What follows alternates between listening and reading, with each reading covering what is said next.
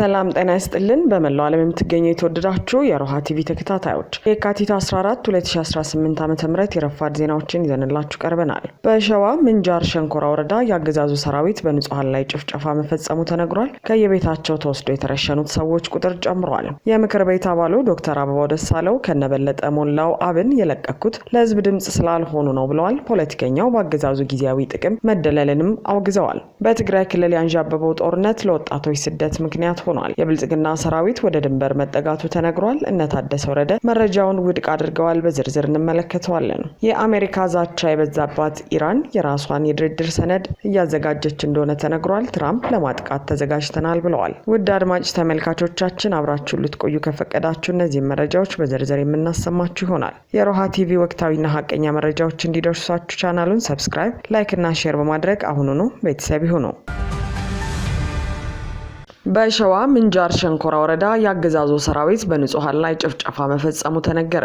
ጦርነትን የዘውትር ስራው አድርጎ የያዘው የብልጽግናው ገዢ ቡድን አመታቶች በተቀያየሩ ቁጥር የጦርነት አውድማውን በመቀያየርና በፋብሪካ ፋንታ በየቦታው መድፍና ታንክ እየተከለ የአማራን ህዝብ ብሎም መላውን የኢትዮጵያን አርሶ አደር ገበሬዎችን በማሰቃየትና በመጨፍጨፍ ቀጥሏል። የብልጽግናውን በራስ ጠባቂ ሰራዊት የለመደውን የንጹሃን ንብረት ማቃጠሉንና አርሶ አደሮችን ከቤት እያስወጣ መረሸኑን አሁንም ቀጥሏል ሲል የአፋብን አሳምነው እዝ ከሰም ሁለተኛ ኮር አስታውቋል። በተለይም በምንጃር ሸንኮራ ወረዳ በወርጌቻ ደብረ ፀሐይ ቀበሌ የገባው ያገዛዙ ሰራዊት ቤታችንን ጥለን አንሸሽም ያሉ 7 ንጹሃን አርሶ አደሮችን ከመኖሪያ ቤታቸው አስወጥቶ እንደረሸናቸው የዓይን እማኞች መረጃውን አድርሰዋል። እነኛ አርሶ አደሮች አገዛዙ የረሸናቸው ወንጀል ኖሮባቸው ሳይሆን በአማራነታቸውና ንብረታቸውን ለዘራፊ ሌባ ጥለን አንሄድም በማለታቸው እንደሆነ ለማወቅ ተችሏል። ይህ አማራን ትጥቅ አስፈታለሁ በሚል የገባው የብልጽግና ሰራዊት በተቃራኒው በፋኖች ጠንካራ ምት ሲያይልበት ይዞት የገባውን ትጥቅና ስንቅ ሲማረክበት እንዲሁም የፋኖችን ጸረ ሽምቅ ማጥቃት መቋቋም ሲያቅተው ቆይቷል። የብርሃኑ ጁላ ሰራዊት በአሁኑ ሰዓት ሁሉም አማራ ፋኖ ነው በማለት የጅምላ ጭፍጨፋ እንደጀመረ የትናንቱ የንጹሃን ግድያ እንዲሁም ከሰሞኑ የፈጸማቸው አሰቃቂ ድርጊቶች ትልቅ ማሳያ መሆኑን አሳምነው እዝ ከሰም ሁለተኛ ኮር ጠቅሷል። በግዳጅ ሲያፍስና ሲያስገድድ የከረመው የብልጽግና ሰራዊት በአሁኑ ሰዓት የአማራን ንብረቶችን መዝረፍና ማውደም የተገኘውን ሰው መረሸን የሚል መመሪያ እንደወረደላቸው አንድ የሰራዊቱ አባል የነበረና በአሁኑ ሰዓት ከፋኖ ጋር ተቀላቅሎ በመታገል ላይ የሚገኝ 10 አለቃ እሸቱ መግለጹን ኮሩ ጠቁሟል። 10 አለቃ እሸቱ ማለት ያገዛዙን ግፍና ሰቆቃ በመረዳት በቅርቡ አንድ የቡድን መሳሪያና ሀዲድ ክላሽ ይዞ ነበልባል ክፍለ ጦርን የተቀላቀለ ወጣት ነው ሲል አፋብን ደቡብ አማራ ቀጠና አሳምነው እዝ ከሰም ሁለተኛ ኮር የነበልባል ክፍለ ጦር ሪፖርተር መረጃውን አድርሷል። የምክር ቤት አባሉ ዶክተር አበባው ደሳለው ከነበለጠ ሞላው አብን የለቀኩት ለህዝብ ድምጽ ስላልሆኑ ነው አሉ።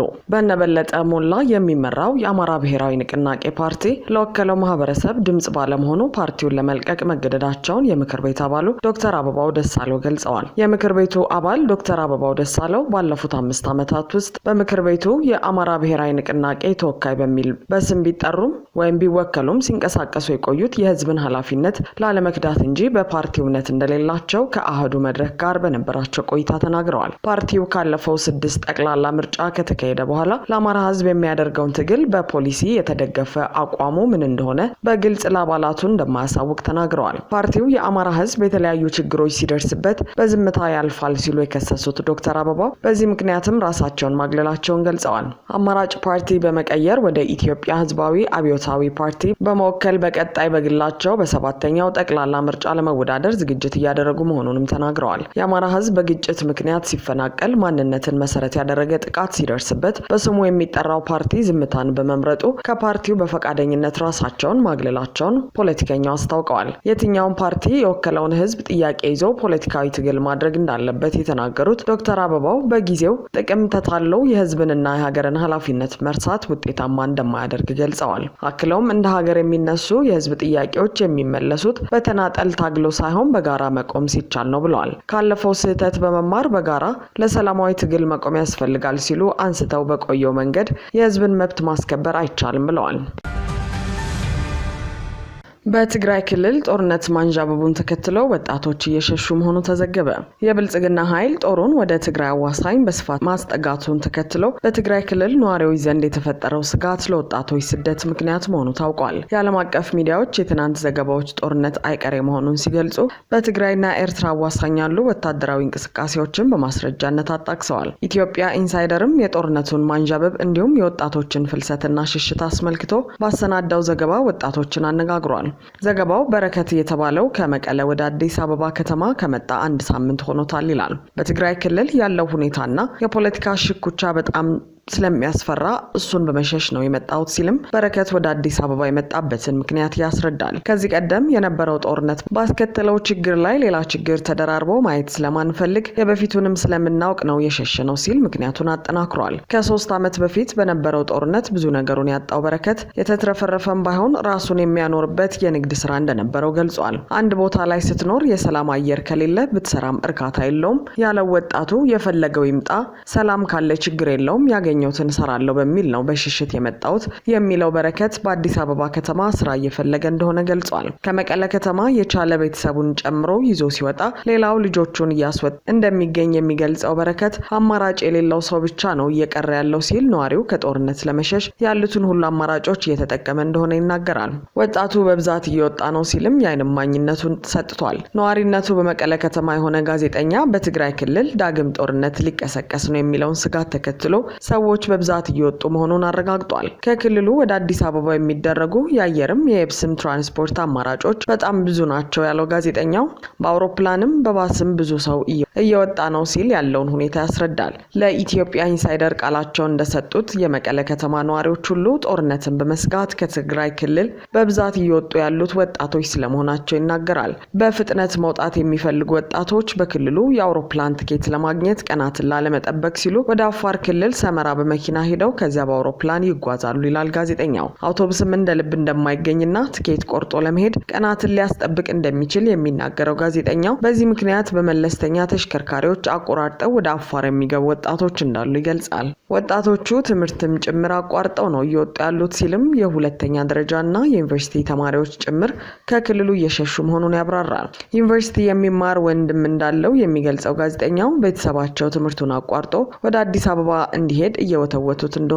በግል የገጠመውን አካፍሏል። ትንሽ ሁኔታውን እንየውና ካልሆነ ይሄዳል ብዬ ነው ያረጋጋዋቸው ሲልም ቤተሰቡ በጭንቀት ላይ እንደሆነ ያክላል። በትግራይ ክልል ስላለው የጦርነት ስጋት ጋዜጠኛው ሲያስረዳ የመንግስት ሰራዊት ተጠግቷል፣ በትግራይ በኩልም ዝግጅቶች አሉ፣ በቀበሌም ሰው እያዘጋጁ ነው፣ በየቀበሌው ለጦርነት ተዘጋጁ ተብሎ ተነግሯል ብሏል። ለደህንነቱ በመስጋት ስሙ እንዳይጠቀስ የጠየቀ የተንቤን ነዋሪ ለወትሮ በወጣቶች እንቅስቃሴ ትታወቅ የነበረችው የአቢያዲ ከተማ ከሰሞኑ መቀዝቀዟን ይናገራል። በአሁኑ ወቅት በመዝናኛ ቤቶችና በቤተ ክርስቲያኖች ውስጥ ወጣቶችን ማየት አይቻልም የሚለው ነዋሪው ወጣቶች ከአካባቢው እየወጡ ስለመሆናቸው ይገልጻል። የአካባቢው ወጣቶች አቅም ያለው ወደ አረብ ሀገር፣ ሌላው አዲስ አበባን ጨምሮ ወደ መሀል ሀገር በመፈናቀል ላይ ናቸው ይላል ነዋሪው። የወጣቶቹ ፍልሰት ከሚሰማውና ካለው ሁኔታ በመነሳት ጦርነት አይቀሬ ነው በሚል ድምዳሜ ላይ የተመሰረተ እንደሆነ ያስረዳል። በተመሳሳይ ስጋት ሁለቱ ወንድሞቹ አዲግራት ከተማን ለቀው ወደ አዲስ አበባ መምጣታቸውን ነዋሪነቱን በመዲናይቱ ያደረገ የከተማይቱ ተወላጅ ይናገራል ሲልም ዘገባው ጠቅሷል።